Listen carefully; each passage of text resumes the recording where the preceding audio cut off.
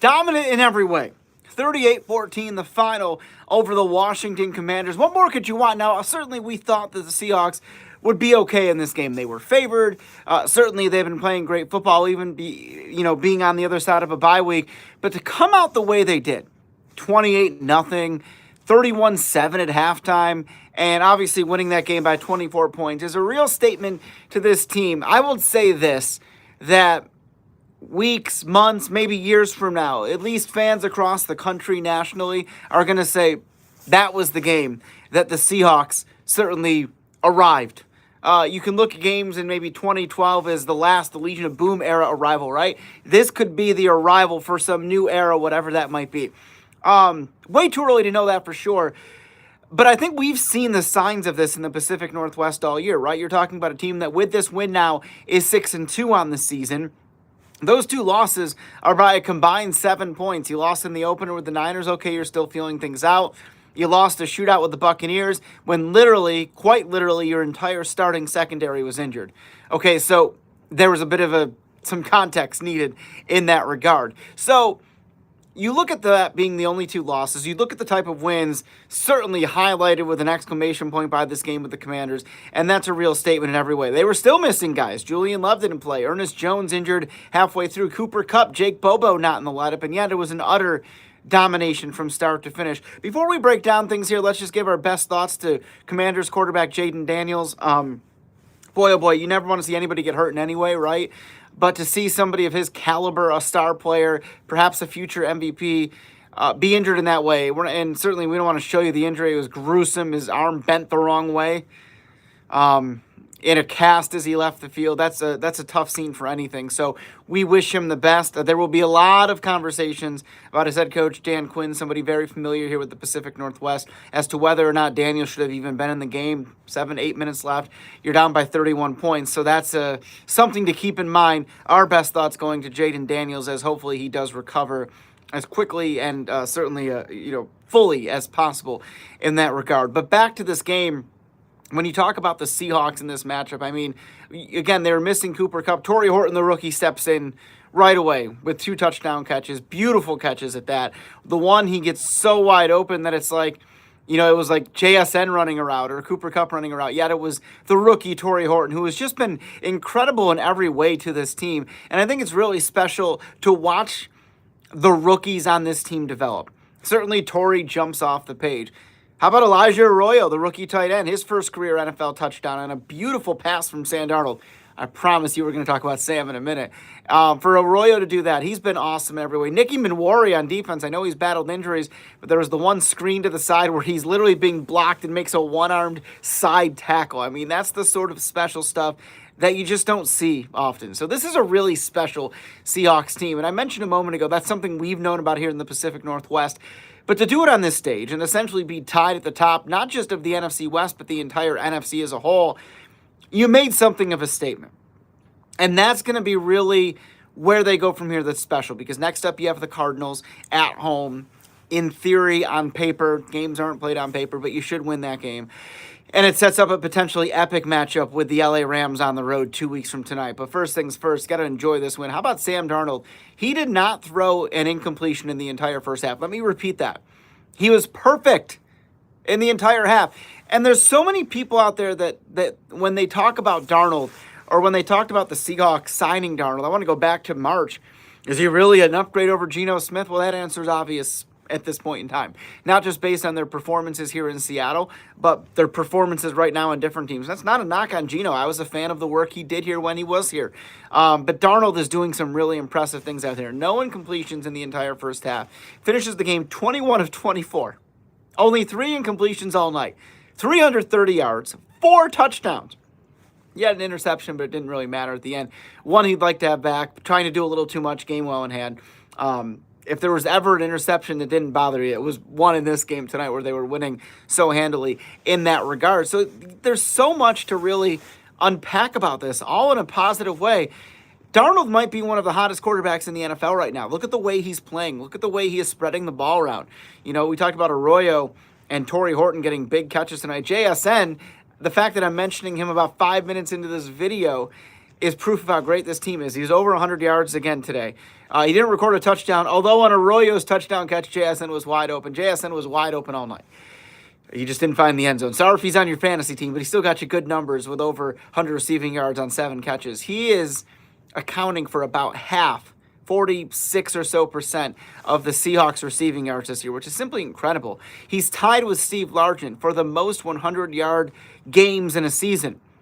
And by the way, he has 9 games to go this season. I mean, it's uncanny the stuff JSN's doing. And again, you look at the larger picture here. Let's focus on where this is coming from. I think it starts with the new scheme. Clint Kubiak is doing some great things on offense. The fact that everything is clicking. Now, it's not going to click every week, but the fact that they're winning these games. You know, the Texans game it got overshadowed a little bit by Game 7 of the ALCS. The Seahawks were in control. It was not as close as an 8-point game would indicate. You look at what the Seahawks did in this game tonight against the Commanders. I mean, this was utter domination.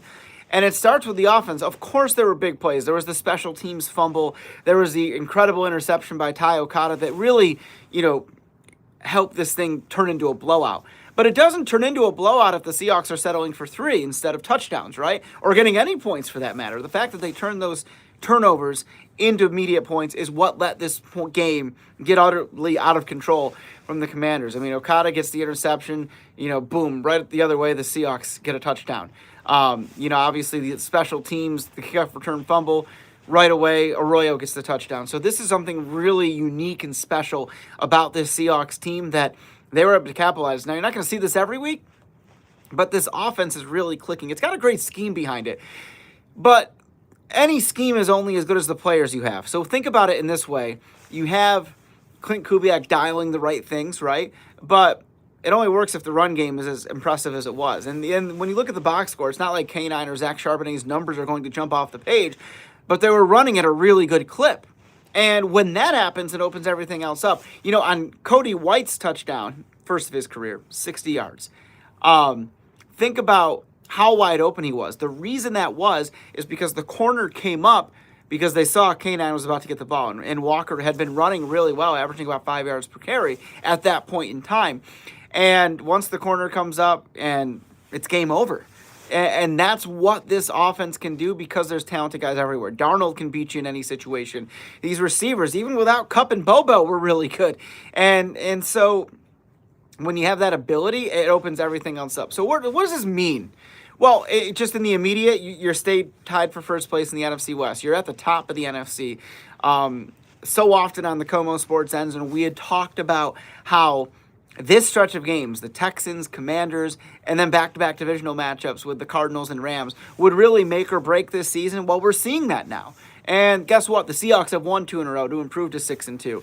If they can get the Cardinals, you're 7-2, right? So you're setting yourself up for some really cool things down the stretch. And let's not forget the Vegas odds makers all off season. If you were to bet the over-under win total on the Seahawks, it was 7.5. If you bet the over on that, if you're a betting person, you're probably about to make some good money. So it shows that a lot of the national folks outside of Seattle, we've been telling you for months, okay, there's a lot of new, but you can kind of see what the potential is. And we're seeing that potential now. But outside Seattle, they're just waking up. And this game is what will wake them up. This could be that moment, like I said a little while ago. This could be that moment that we look back on sometime from now and say, that was the game. You think about some of those blowout wins the Hawks had back in 2012. I think one was Arizona, one was Buffalo. And then from there, it was just the biggest stretch in franchise history. I'm not going to say they're going to the Super Bowl or anything like that. That'd be silly. But this is one of those ones I think, okay, this kicks off a new era in Seahawks football. Mike McDonald has the team in his mold. And Mike is a completely different coach than Pete. They're both great coaches. But the thing about Mike is that he's so focused, 12 is 1, chasing edges, finding those little things that we're seeing it pay off. And these guys have really bought in. And when I say the team is in his mold now, this is not a knock on any of these guys I'm about to mention. But DK Metcalf is gone. Geno Smith is gone. There's a lot of guys from the last few years that are gone now, and these players are really perfect, not just schematically, right, but for the kind of people that Mike McDonald wants in this team. Think about Ernest Jones. I know he got hurt in this game with the Commanders, but he is just amazing out there. He can run this defense. He does so many things that really help the Seahawks team be successful in every way. And that's what I'm talking about. He has his guys in here. You think about how many young players are contributing, right?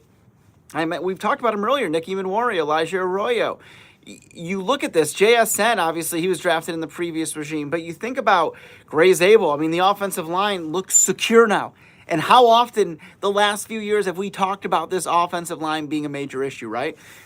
That's settled now, all right? So you look at this team, and they're in really good shape. Who knows how it goes down the finish, but they are well set up for what's to come here. And so you have to love everything we saw in this one. Defense, special teams creating turnovers, no mistakes really outside of the one Darnold interception. And you really understand the Seahawks team is special. So they're 6-2, tied at top of the division. Big divisional matchup next week. It's about the least important of the divisional matchups, but don't say that to anybody in the Seahawks. You got to beat the Cardinals. You got to take advantage of this. And I would imagine they have Kyler Murray back for this game coming up on the 9th. But it'll be at Lumen Field, and that's a place where the Seahawks really want to reassert their dominance. Mike McDonald has won 11 of his first 12 road games, which is remarkable. 11-1 on the road since he took over, but you got to reassert that dominance. You all know what Lumen Field, or at the time CenturyLink, Quest, all that stuff was in the past for Beastquake, for the Super Bowl runs, right? That can be that extra X factor. So this was a great one. Make sure you check us out tonight on KOMO News at 11 o'clock. We're going to break this one down further with the best plays, analysis, what the team is saying. Mike McDonald will also do another press conference tomorrow, be virtually. Not that matters to you all too much. It just means I'm not going to beat the VMAC. But we'll be asking him questions, taking a closer look at this game. What a win it was, 38-14. Impressive stuff all around. I mean, there's nothing really whatsoever to knock in this win. So soak it in, Seattle. Enjoy it. Go Hawks. 6-2. Big second half of the season coming up.